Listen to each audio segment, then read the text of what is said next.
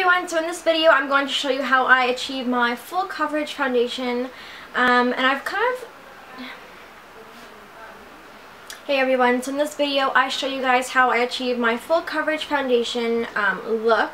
This is more for days where I want to have a little bit more coverage if I'm going out or stuff like that, and I find that this does hold up pretty well in the summer months, which can be a little bit difficult because of the heat, the humidity. Some makeup tends to just roll right off your skin, but I find that this works pretty well. I'm actually going to work right now, so this is typically the makeup that I would wear to work. I want to look a little bit more flawless, a little bit more perfected, so if you want to see how I get this foundation look, then definitely keep on watching. Alright guys, the first thing I do is spray a little bit of the Urban Decay makeup setting spray. This is the De-Slick, and it just helps kind of control the oil throughout the day, so I stay a little bit less shiny. Then I'm taking the Professional by Benefit. It's a balm to minimize the appearance of pores, and I love using this stuff. I do have quite enlarged pores on my nose and my cheeks, so I'm just going to be applying a little bit to those areas as well as my chin, and just blending it out to a velvety finish. Next, I'm taking the Revlon Color Stay Makeup. This is the formula for normal to dry skin. The shade I'm using is number 150 Buff. And I'm going to be dispensing a little bit on the back of my hand first and applying it manually, if you will, with my fingers.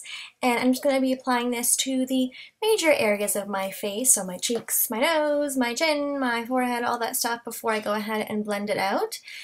Just adds a nice little base, and then I'm going to be taking my Beauty Blender makeup sponge. I absolutely love this guy. It's quite expensive for a flippin' sponge, but what can you do? I'm hooked.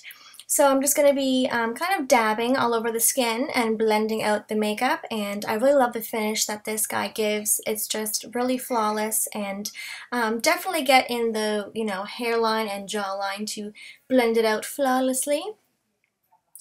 Next, I'm taking the Smashbox Photo Finish Hydrating Under Eye Primer, using the teeny tiniest amount underneath my eyes, and this stuff just helps my concealer stay a little bit longer and not crease or all that jazz. Then I'm using the Revlon Color Stay Concealer. This is my favorite concealer. It's number 2 Light, and I'm applying this to my nose first off, blending it with the pointier tip of my Beauty Blender, and just kind of blending it out like so. I do get a little bit of redness there, so I want a little bit more coverage, and blending it out until it's smooth. Then I'm taking the same concealer and I'm applying it to my cheeks because that's where I have the majority of my acne scars. So I want a little bit more coverage in those areas. So I'm just kind of dabbing it on and then taking my sponge to blend it all out.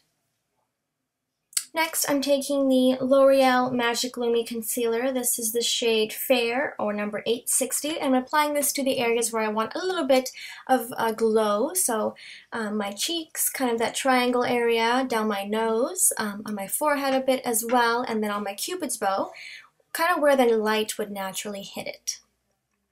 Lastly, I'm taking the Rimmel Stay Matte Long Lasting Pressed Powder. This is the number 3 Natural, and I'm taking a MAC stippling brush. This is just a 187 stippling brush, and I'm applying a very light dusting to my skin, focusing more on the areas where I get a little bit more shiny, so my forehead, my nose, kind of the T-zone area there. And that is basically it for my foundation routine. I've been using this for months and months and months, and I love it. So thank you guys so much for watching, and I'll leave you guys with me kind of buffing my skin, and yeah, there you guys go. So I'll see you guys in my next video.